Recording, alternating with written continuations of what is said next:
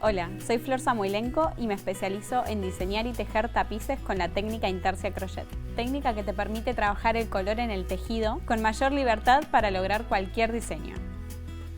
Me apasiona combinar una técnica tradicional como el crochet con formas modernas y minimalistas, logrando así novedosos diseños que aporten color, calidez e inspiración a los espacios.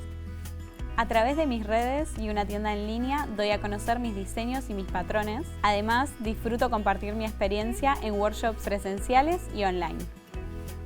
Pongo especial atención en la composición de formas y en la selección de colores para que al combinarlos con materiales naturales como el algodón y la madera transmitan calidez.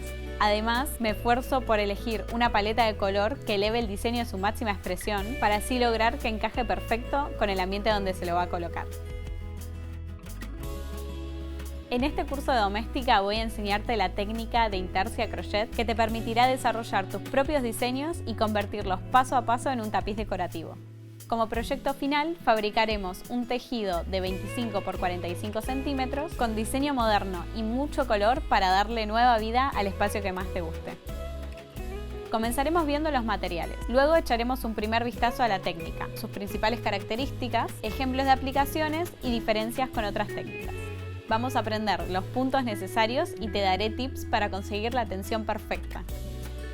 Te enseñaré a hacer los cambios de color, que son la clave para desarrollar tu diseño en Intarsia Crochet. A continuación, volcaremos todas nuestras referencias en un mood board. Pasaremos nuestras ideas a papel y te guiaré para que elijas tu paleta de colores. Aprenderás a crear tus propios diagramas y te enseñaré a leerlos y utilizarlos como guía para tus tejidos. Con todo lo aprendido, comenzaremos a tejer mi propuesta de tapiz abstract que te permitirá aplicar todos los puntos de esta técnica y combinarlo con la técnica del Tapestry Crochet para las secciones más pequeñas y detalladas.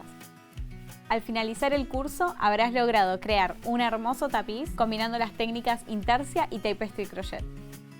Vas a necesitar hilos de algodón semigrueso, una aguja de crochet, tijera y una varilla de madera sobre la que montaremos nuestro tapiz.